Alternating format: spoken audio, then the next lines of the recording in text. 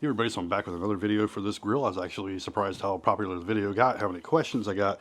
So this one's, I'm going to try to answer as many as I can and show you just a little bit more of the grill. I also did a little bit of footage for cleaning up, kind of show you that these grates here will remove, quite easy to clean. It does have this little stand or tray here that goes in the front.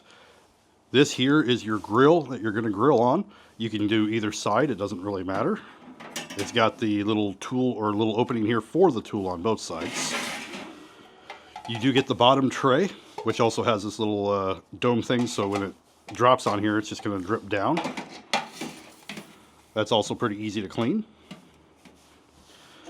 Then you do get your handle. This handle is going to allow you to easily grab your grill pan and be able to pull it in and out because you don't want to touch that. It also does have like a little bottle opener on that side if you want to use it for it. Now this one, you will connect it to a propane tank. It does come with the hose, which is connected here on the back. And then you're just going to connect it to the propane tank just like any other grill. Now I've had a lot of questions about this on size and how much meat you could actually fit on here. And you can fit a pretty good sized steak. Now I don't have a really large steak, but I'll show you with a large tri-tip. We can get a large tri-tip on there. So if you want to do a big T-bone or something like that, it will fit. Also, there is a grill that's twice as big. This one's a single one, there is a double, and I would definitely like the larger one, but this one will do a decent amount of meat as well. And like you're seeing here, you can easily adjust this for the heat. It's still gonna be really hot at the bottom, but you can cook it a little bit slower down there.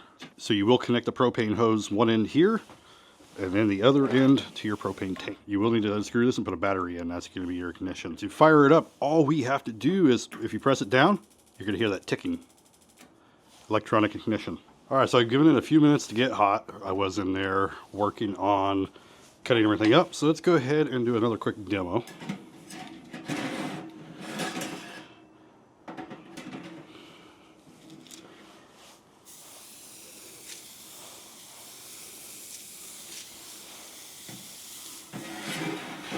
You can choose the height that you want. This is going to give it a really quick sear though. You're only going to need about 90 seconds per side depending on how thick and how done you want it.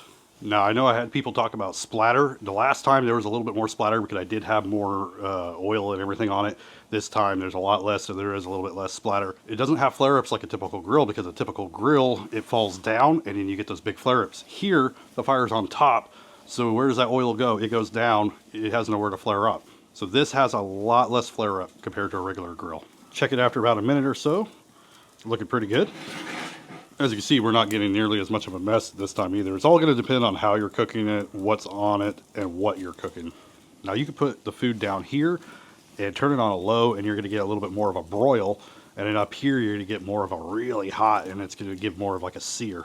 What's great though is that this gets really hot even when it's really cold. It is 38 degrees out here and we are still able to cook a lot better than my barbecue. My barbecue won't get this hot this quick. All right, that's looking pretty good.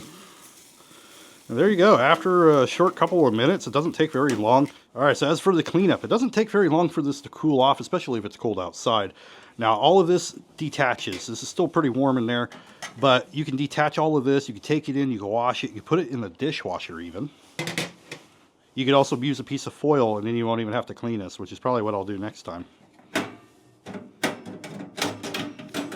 See, I could already touch these after a couple of minutes. A little wipe down with a soapy sponge and we are good. But there you go. It's not super dirty, not super splattered in there. And this is really easy to take in and clean just like any other pan.